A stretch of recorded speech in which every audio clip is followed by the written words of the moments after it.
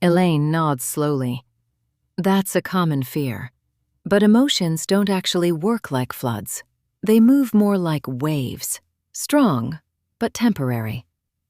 Zoe gives a small, skeptical smile. You sound very sure. I am, Elaine says, because you're already feeling them. You're just managing them by turning them inward. Zoe's smile fades. That doesn't feel like managing. It's surviving, Elaine corrects. There's a difference. Zoe absorbs that. Elaine continues. Let's talk about your sense of deserving. You said when things go wrong at work, in relationships, you feel like you're only getting what you're entitled to. Zoe nods. Yeah. Where do you think that entitlement limit comes from? Zoe thinks. Watching my parents. My mother stayed. My father settled into bitterness. Wanting more was treated like arrogance. So wanting more meant rejection? Yes. Elaine taps her pen lightly. And now, as an adult, how do you respond when you feel rejected? Zoe laughs quietly, without humor. I stay. I lower my expectations. I tell myself it's fine. Elaine looks up. Is it? Zoe meets her gaze. No. That answer lands heavier than the others. Elaine softens her tone. That awareness matters. You're not numb to it.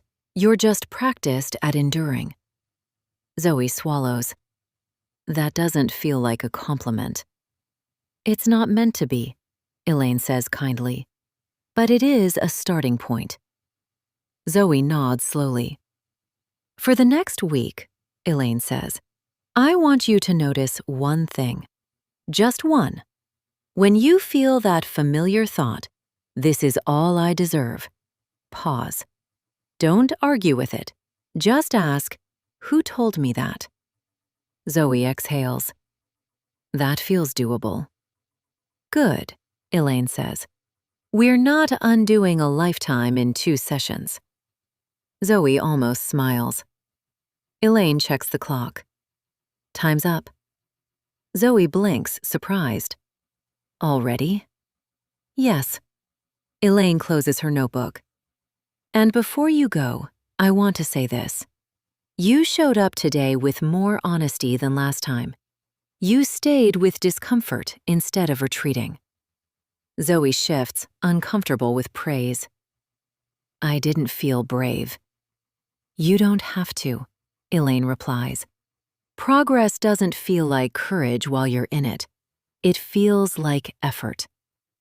Zoe nods, standing. Okay. Elaine smiles. You're doing well, Zoe. We'll pick up here next session. Zoe leaves the office lighter, not fixed, not healed, but steadier than she was an hour ago. Instead of heading home, Zoe goes back to the office. She used an Uber again today, same as the first session, and left her car in the lot. It made sense at the time. It still does. She just hadn't expected to come back this late.